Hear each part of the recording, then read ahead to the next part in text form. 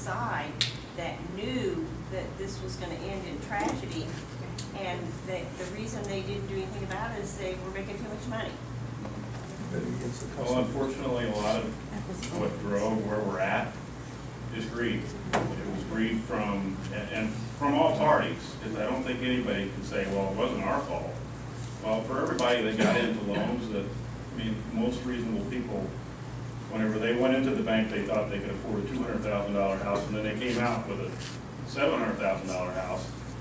Granted, there's some education that needed to be done, but there were consumers that were at fault, there were banks that were at fault, probably even regulators that were at fault, Congress was at fault, the rating agencies were at fault, the investment banks were at fault. I think everybody were, to some degree.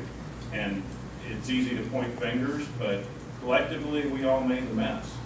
If we wouldn't have bought the investment, they wouldn't have been doing it. So I think collectively, as a country, it's easy to point fingers, but I think there were a lot of people involved in the mess. And it's all across the board. Okay, one more question. There may have been a lot of people involved in the mess, but some of the people involved in the mess came out very well. They received $800 billion in a bailout, and they are paying their CEOs record amounts of salary they weren't making before, and yet they still are not issuing money. In that movie, Too Big to Fail, someone says, are you going to insist that they make loans? And he said, well, we can't do that. And the answer, or the other person said, we just gave them $800 billion and we can't make them make loans. The fact is that some people came out very well from this thing that was not regulated properly, and other people are losing their homes, they've lost their jobs. There's a great deal of pain going on out here, and yet these people are walking around saying, well, it wasn't my fault. It was somebody's fault, and somebody should have to be paying a price. Yeah, and I don't disagree. I think there are, I think the CEO salaries are exorbitant.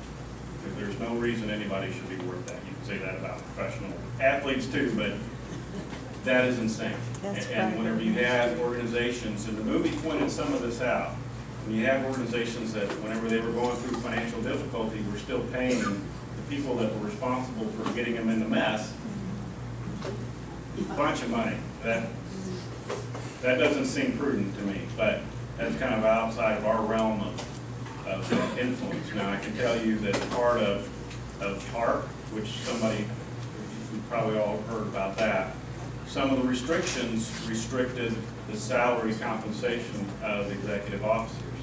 And the reason for that was from some of these CEOs and the higher executives that were raking in all the money. Now, if an organization is not a recipient of HARP, they're not under those restrictions.